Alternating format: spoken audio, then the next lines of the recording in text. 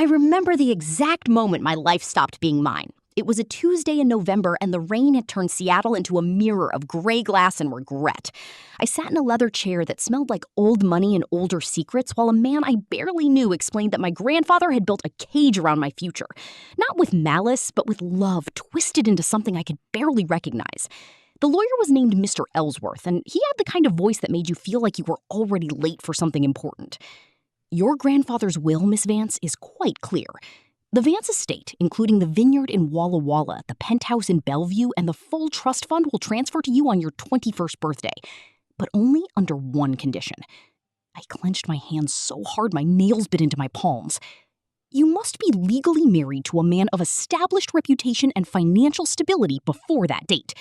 Otherwise, everything goes to the Vance Foundation. No exceptions. I was 20 years old, an MBA candidate at the University of Washington, raised by a grandfather who taught me how to negotiate contracts before I learned how to ride a bike. And now he wanted me to trade my freedom for a ring? I laughed, and it came out bitter. He wants me to buy my inheritance with a husband? Ellsworth didn't blink. It is not uncommon in families with legacy assets, Miss Vance. Your grandfather believed that security came from partnership. Security. That word tasted like ash in my mouth. I walked out of that office with the envelope under my arm and the weight of 10 months pressing down on my chest. 10 months to find someone trustworthy enough to marry, or to lose everything my grandfather built for me. Everything my mother never got to see. I had $637 in my checking account, tuition due in 3 months, and no interest in becoming someone's trophy wife. But the alternative was walking away from the only home I had ever known. The vineyard where my mother taught me to ride horses. The library where I read myself to sleep after she died. The land that still held her memory like perfume trapped in a drawer. So I did what any reasonable person would do. I started making a list. But fate has a way of laughing at lists. 3 days later, I received a letter embossed with the Vance crest. It was from Julian Ashford, my grandfather's longtime legal advisor and the man now appointed as the executor of the will. The letter was brief. Miss Vance, I understand you are aware of the conditions attached to your inheritance. I am required by the terms of the will to assist you in fulfilling them. Please accept my invitation to discuss the matter at your earliest convenience. Julian Ashford. I Googled him before I replied. He was 34 years old, founder of Ashford Capital, a private equity firm that had swallowed half of the Pacific Northwest.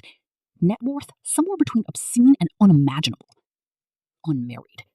No children. And according to a profile in Seattle Business Magazine, he lived alone in a restored mansion on Queen Anne Hill.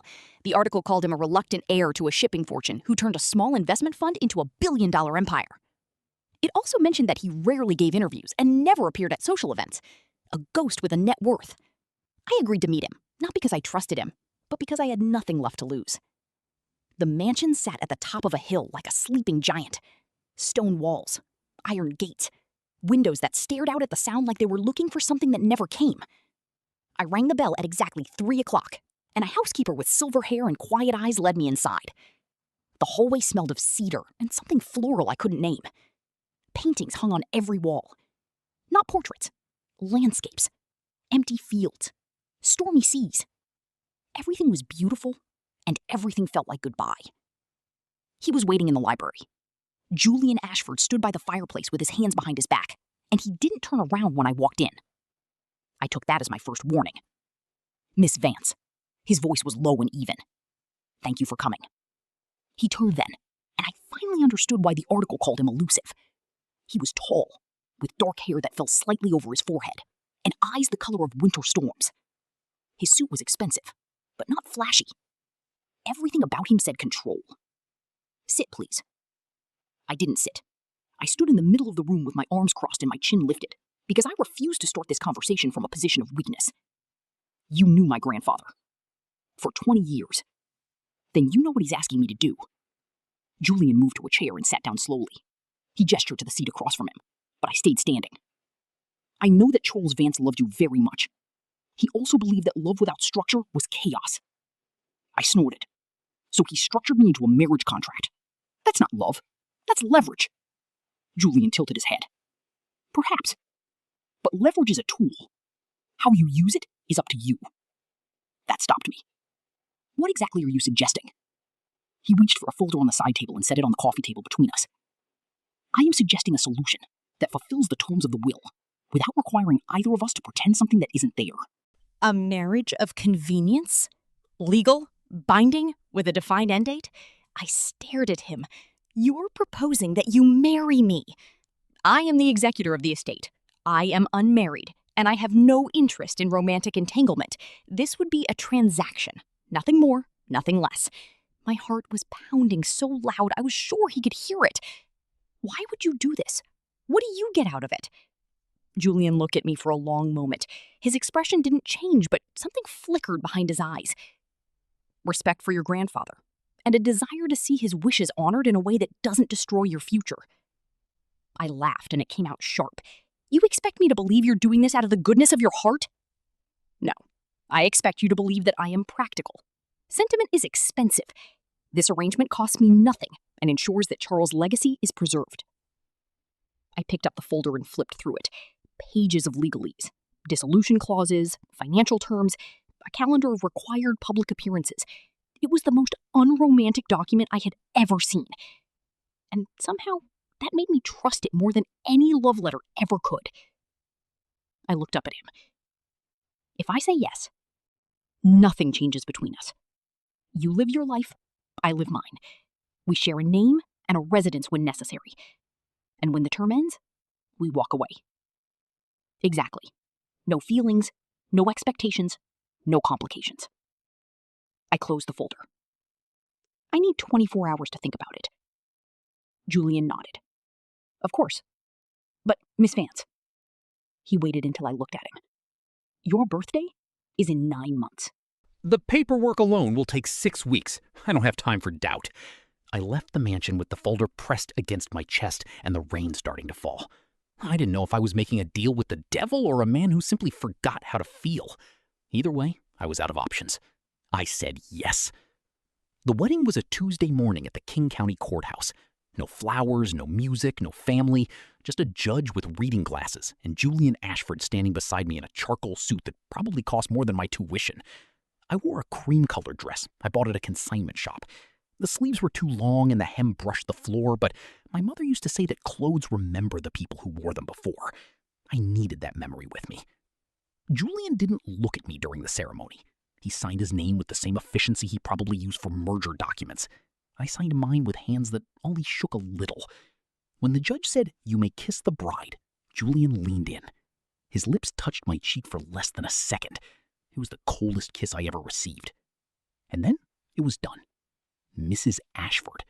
The name felt like a costume I was forced to wear. We didn't have a reception. Julian drove me to the mansion in a black SUV that smelled like leather and nothing else.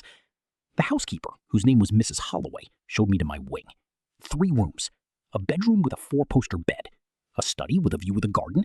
A bathroom with a clawfoot tub that looked like it had never been used. Your husband takes dinner at 7, Mrs. Holloway said. You are welcome to join him or take your meals here. I chose my room. That first week, we barely spoke. Julian left the house at 6:15 every morning and returned after 9 at night. I attended my classes, studied in the library, walked through the garden at dawn when the world was still quiet enough to think. We were 2 strangers sharing a postal code. But silence has a way of becoming its own language, and after a while, I started to learn his. The way he left a cup of black coffee outside my door every morning at exactly 7:15. The way he never knocked. The way he would sit in the library after midnight, reading by the fire, with his tie loosened and his guard slightly down. I didn't talk to him, but I watched. And I think he watched me too. The first crack happened 3 weeks after the wedding.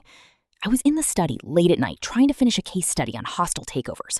My laptop battery died and I couldn't find the charger. I muttered something unkind and pushed back from the desk.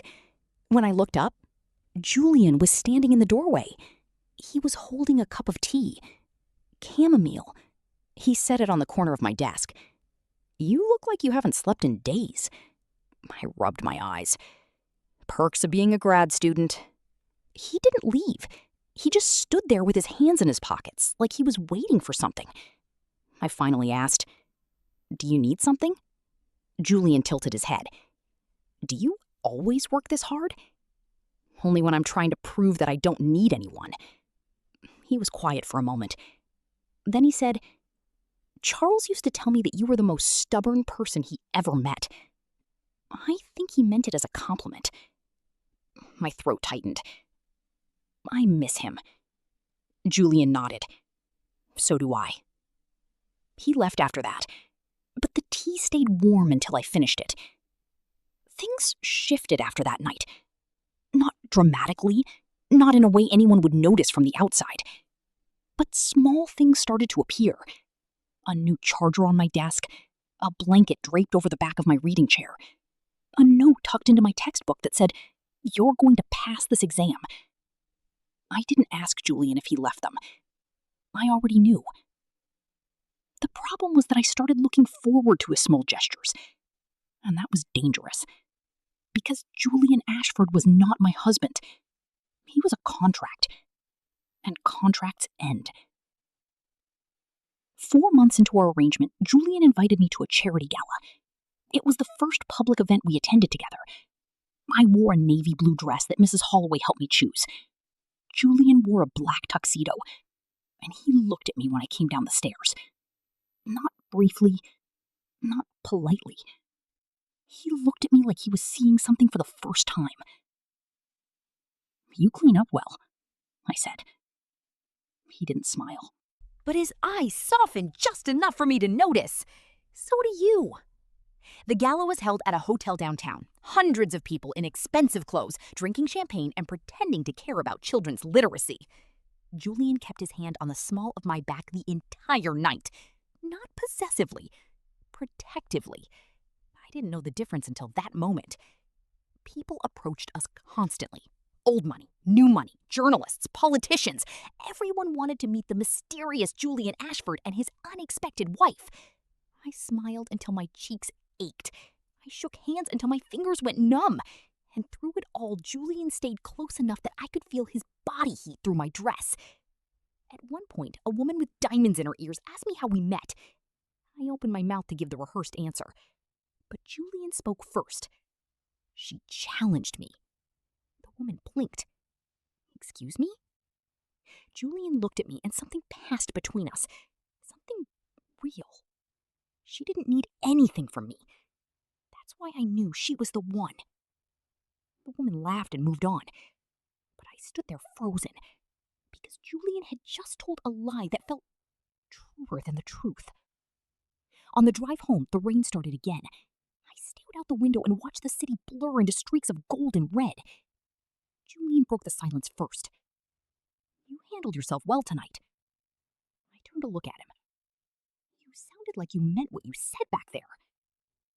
He didn't answer right away. His hands tightened on the steering wheel. Then he said, "Maybe I did." That was the moment I stopped pretending that this was just a contract.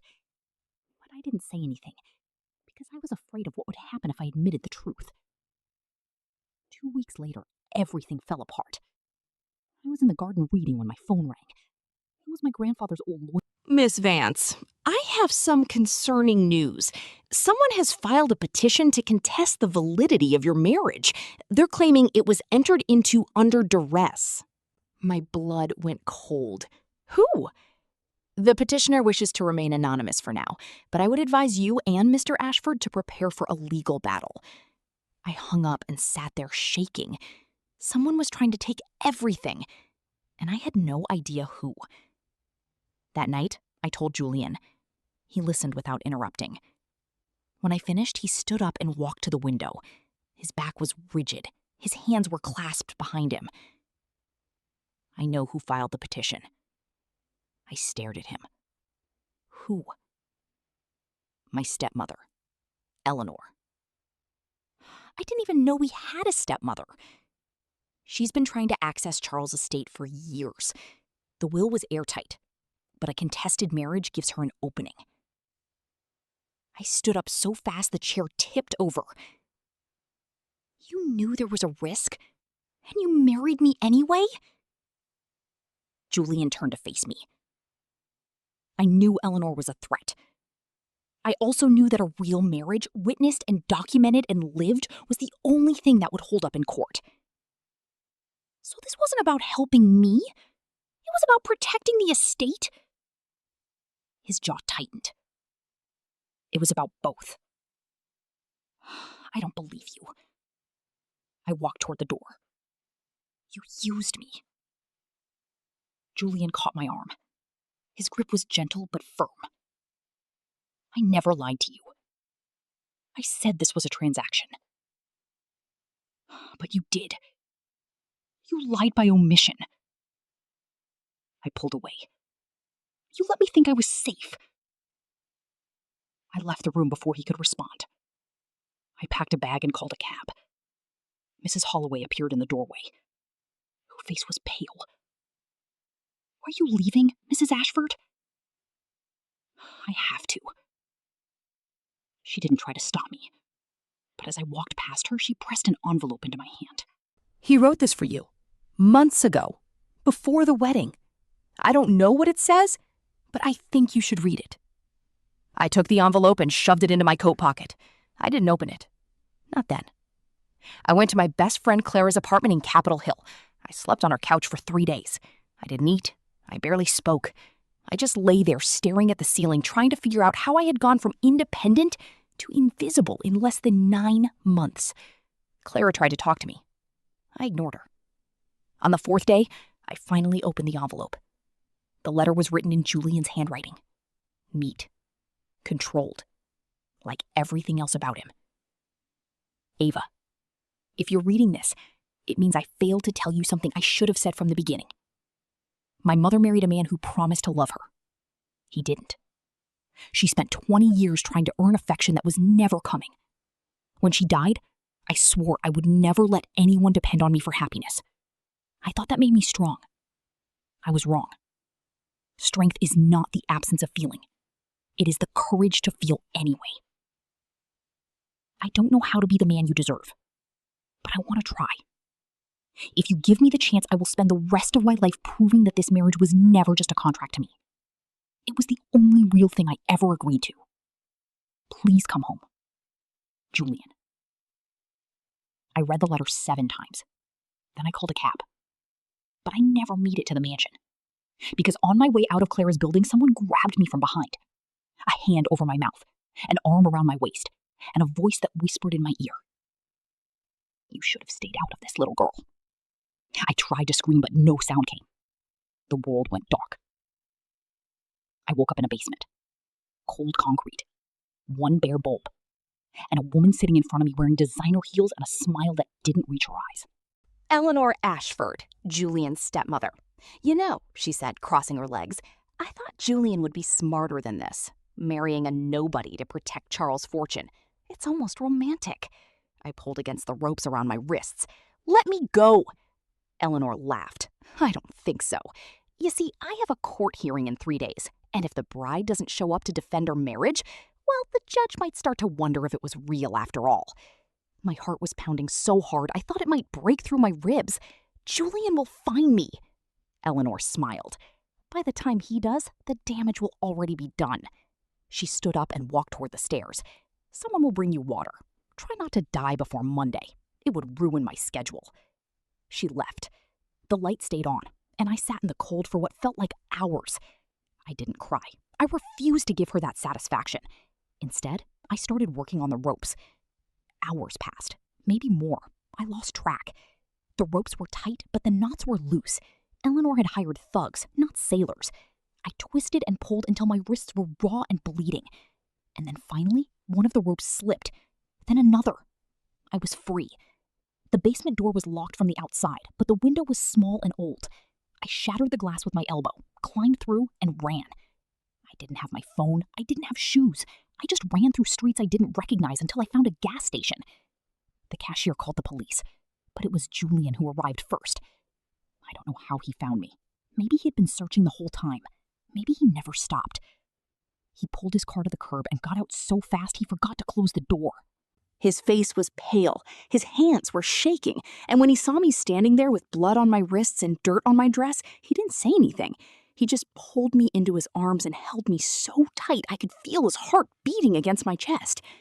I thought I lost you. His voice broke on the last word. I didn't pull away. I wrapped my arms around him and buried my face in his chest. I'm here. I'm okay. He pulled back just enough to look at me. No more contracts. No more walls. I can't do this halfway anymore, Ava. I need all of you, or nothing at all. I looked into his eyes, the stormy gray that had once seemed so cold. Now they just looked afraid of losing something he finally admitted he wanted. Then have all of me, I said. I didn't recognize my own voice. It sounded like someone who had finally stopped running. Julian kissed me then. Not like the wedding, not cold or formal. He kissed me like I was air, and he had been drowning. The police came. They took my statement. They arrested Eleanor and her 2 accomplices. But none of that mattered, because Julian never let go of my hand. Not during the interview, not during the drive home, not when Mrs. Holloway hugged me at the door with tears in her eyes. That night we sat in the library. The fire was low. The rain had finally stopped. Julian held my hands in his and traced the cuts on my wrists with his thumbs. I should have protected you. I should have told you about Eleanor from the beginning. You were trying to protect the estate. I was trying to protect myself. He looked up at me. Same difference. I shook my head. No. Protecting the estate was about the past. Protecting each other was about the future. He was quiet for a long time. Then he reached into his pocket and pulled out a small velvet box. I stopped breathing. I know we already signed papers. He opened the box. Inside was a simple gold band with a single diamond. Small, understated, perfect. But I never asked you properly. Ava Vance, will you marry me? Not because of a will, not because of a deadline, because I love you. And I don't want to spend another day pretending that I don't. I started crying. I couldn't help it. Yes, I said, yes, yes, yes. He slid the ring onto my finger. It fit perfectly, like it had been waiting there all along. The next few months were different, not because our lives changed dramatically, but because we stopped pretending. Julian started leaving his study door open when I was home. I stopped eating dinner alone in my room. We argued about small things. He left dishes in the sink. I borrowed his sweaters without asking. Normal things. Living things. Things that made the mansion feel less like a museum and more like a home. I finished my MBA in the spring. Julian sat in the front row. He clapped louder than anyone else. And when I walked across the stage to get my diploma, I saw him wipe his eyes. Julian Ashford, crying at a graduation ceremony. I almost tripped from the shock. Afterward, we went to dinner at a small Italian restaurant he refused to let me pay for. So what now? He asked. I shrugged. Now I find a job or start my own business or take over the Vineyard. He raised an eyebrow. Anything you want. I reached across the table and took his hand. Anything. He smiled. It was the first time I saw him smile without holding back. 2 months later, I found out I was pregnant. I was standing in the kitchen making toast when the nausea hit. Mrs. Holloway handed me a glass of water and gave me a look that said she already knew. I bought a test that afternoon. 2 lines. I sat on the bathroom floor for 20 minutes trying to remember how to breathe. I told Julian that night. He came home from work, loosened his tie, and sat down on the couch next to me like he did every evening. I didn't say anything at first. I just took his hand and placed it on my stomach. He looked at me, confused, then slowly, understanding. His eyes widened. Ava? I nodded, tears streaming down my face. You're going to be a father. He didn't speak.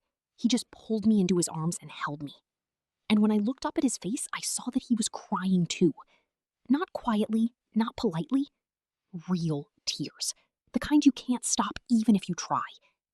That was the moment I knew. This wasn't a contract anymore. It hadn't been for a long time. The baby came on a Sunday morning in early October. A girl. Dark hair like Julian. Eyes like mine. We named her Charlotte after my mother. Julian held her first. His hands that had signed billion-dollar deals trembled like leaves. Hello, Charlotte, he whispered. I've been waiting for you my whole life. I watched them from the bed. My husband, my daughter, my family. And I thought about that rainy Tuesday in the lawyer's office. The envelope, The deadline, the desperate choice that brought me here, none of it had been romantic, none of it had been what I wanted. But sometimes life gives you exactly what you need, disguised as something you would never choose. Julian looked up at me over Charlotte's head. His eyes were red, his hair was messy. He had never looked more beautiful. "Thank you," he said, "for saying yes, for staying, for everything." I smiled. "I should be thanking you for showing me that love isn't about finding someone perfect. It's about finding someone who stays, even when it's hard." He walked over to the bed and sat down beside me. Charlotte made a small sound and nestled into his chest. We sat there for a long time, 3 people in a hospital room. And for the first time in my life, I felt completely, utterly, irrevocably home. That was 3 years ago. Now I run the Vineyard. Julian still runs his company, but he leaves the office by 5 every day to have dinner with us. Charlotte has my stubbornness and his eyes. She also has a habit of stealing his socks. He pretends to be annoyed, but I catch him smiling when she isn't looking. Sometimes I think about the person I was before, the girl who believed that independence meant never needing anyone. She was wrong. Real strength isn't about building walls. It's about letting someone in, even when your hands are shaking, even when your heart is terrified, even when the risk feels bigger than the reward. Because love, real love, doesn't arrive when everything is perfect. It arrives to transform. And if you let it will turn a contract into a promise, a mansion into a home, and 2 strangers into a family. I look out the window at the vineyard stretching toward the horizon. Charlotte is laughing in the garden. Julian is chasing her with a watering can, and I know this is what my grandfather wanted for me. Not a marriage of convenience, but a love that grew from the seeds of inconvenience, a love that chose to stay, a love that saved us both.